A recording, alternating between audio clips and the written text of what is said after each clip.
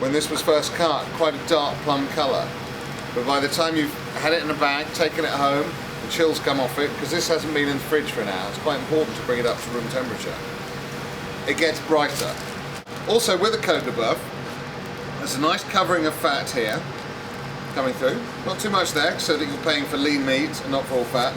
Most importantly, he's left that lovely triangle next to the bone. When that cooks, that will go almost like marrow fat.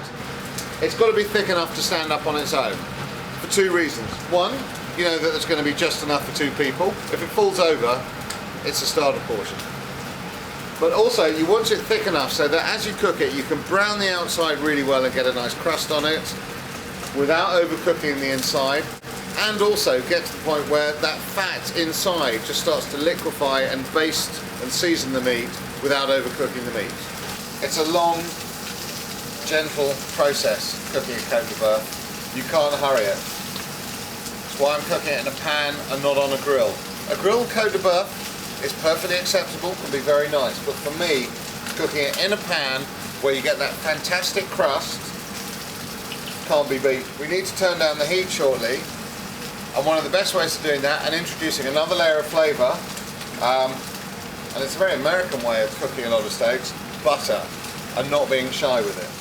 Put in what looks to be an obscene amount of butter, but I'm not taking it to that really heavy thick crust. That is too much, because all you're tasting is browned and over caramelised and crisp meat. I can at this point just put that little duck pin in there, see what's happening, and it's lukewarm. Now for me that's rare, it's comfortable. I'm going to leave it down the other end of the kitchen in a bit that I know, an area that I know is nice and comfortable and warm, but you'll have to work out in your own kitchen where that special spot is. There's butter and there's a mere amount of concentrated resting juices. First cut, just lift the bone off.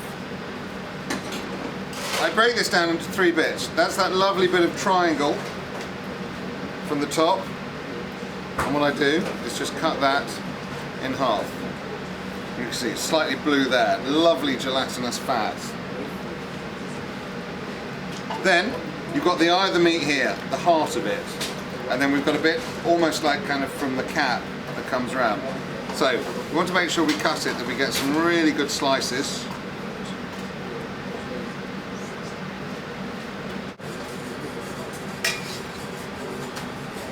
And make sure that the plate that you're serving it on is absolutely piping hot, otherwise your steak will be cold. Now for me, Côte de Boeuf Béarnaise is the ultimate steak dish.